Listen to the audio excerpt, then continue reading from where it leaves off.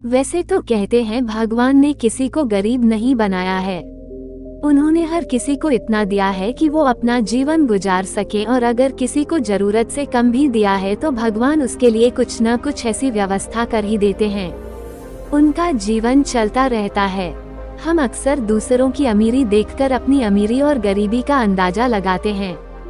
यदि हमारे पास 10 रुपये हों और सामने वाले के पास 100, तो हम अपनी नजरों में गरीब हो जाते हैं और सामने वाला अमीर हो जाता है।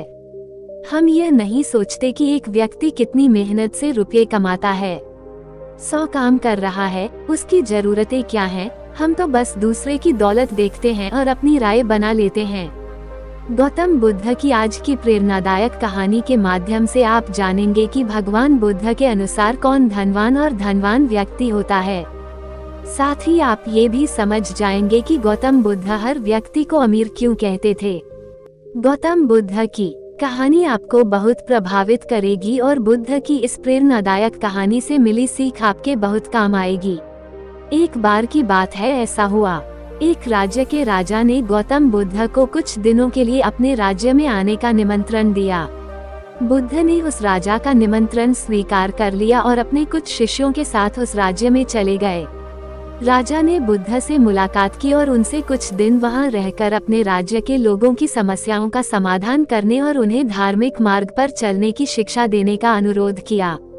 बुद्ध ने राजा की बात मान ली और इस राज्य में 3 दिनों के लिए एक धार्मिक परिषद आयोजित करने का निर्णय लिया।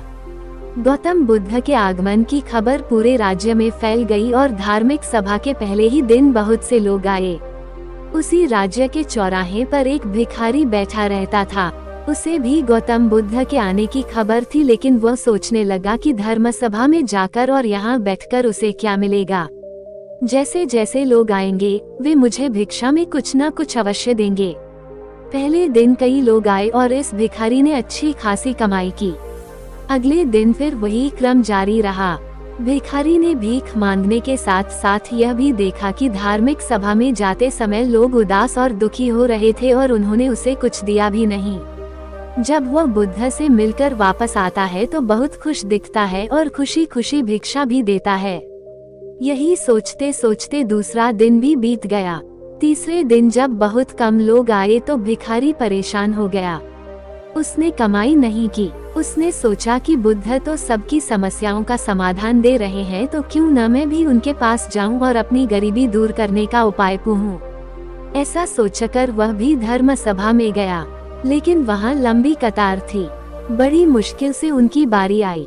बुद्ध के पास पहुंचकर उसने प्रणाम किया और कहा, प्रभु, इस गांव में सभी लोग सुखी हैं और सभी लोग धनवान तथा सुख सुविधा संपन्न हैं, फिर मैं गरीब क्यों हूँ? तुम गरीब हो क्योंकि तुम हमेशा दूसरों से मांगते रहते हो लेकिन कभी किसी को कुछ नहीं देते हो। भगवान बुद्ध ने उस भिखारी को देखा। आपको लगता है कि लोग तुम्हें भीख में बहुत सारा धन देंगे, लेकिन आप किसी को बदले में कुछ भी नहीं देना चाहेंगे। ये सुनकर भिखारी बड़े आश्चर्य से बोला, हे प्रभु, क्या मैं लोगों को कुछ दूंगा? मैं भीख मांगकर ही गुजारा करता हूँ। मेरे पास देने को आखिर है क्या? बुद्ध कुछ देर के लिए चुप हो गए और कुछ देर रुककर बोले, तुम बहुत मूर्ख हो। भगवान ने तुम्हें और हम सभी को किसी को देने या दूसरों के साथ बांटने के लिए बहुत कुछ दिया है। आपने एक मुस्कान दी है जिसे आप दूसरों के साथ साझा कर सकते हैं और उन्हें आशा और उम्मीद दे सकते हैं। तुम्हें आवाज दी गई है जिससे तुम मीठे बोल बोलकर लोगों की प्रशंसा कर सकते हो। तुम्हें 2 हाथ दिए गए हैं जिससे तुम दूसरों की मदद कर सकते हो। तुम्हें एक स्वस्थ शरीर दिया है जिससे तुम भीख मांगने के बजाय कड़ी मेहनत कर सकते हो। जिस व्यक्ति को भगवान ने बिना किसी कमी के ये चीजें दी हैं, वो कभी गरीब नहीं हो सकता। आप सिर्फ अपनी सोच के कारण गरीब हैं। जैसे ही आप इस सोच से बाहर निकलेंगे, आप खुद को दूसरों की तरह अमीर समझने लगेंगे और आपकी जिंदगी भी बेहतर हो जाएगी। दूसरों की खुशी देखकर अपनी तुलना दूसरों से न करें। भगवान ने सभी को अमीर बनाया है, बस जरूरत है तो अपनी सोच सुधारने की। भगवान बुद्ध की बातें सुनकर मनुष्य को अपने जीवन का मूल्य समझ में आया और वह उनके द्वारा दी गई शिक्षाओं के अनुसार अपना जीवन जीने लगा। जब हम सभी अपनी तुलना दूसरों से करते हैं या दूसरों को खुश देखते हैं तो हमें लगता है कि हमारी जिंदगी खराब है और बाकी सब मजे कर रहे हैं। हम अपने जीवन में कभी भी अच्छी चीजों पर ध्यान केंद्रित नहीं करते हैं। हम कभी यह नहीं सोचते कि भगवान ने हमें स्वस्थ शरीर दिया है, जो सबसे कीमती चीज है। आप कितने भी अमीर क्यों न हो, अगर आपका शरीर उपयोगी नहीं है तो वह पैसा भी किसी काम का नहीं है। और वहीं अगर आप गरीब हैं लेकिन आपका शरीर बिल्कुल स्वस्थ है तो आप अपने आप में एक अमीर व्यक्ति हैं। कोरोना काल में हम सभी ने देखा है कि पैसे से ज्यादा जरूरी स्वस्थ शरीर है।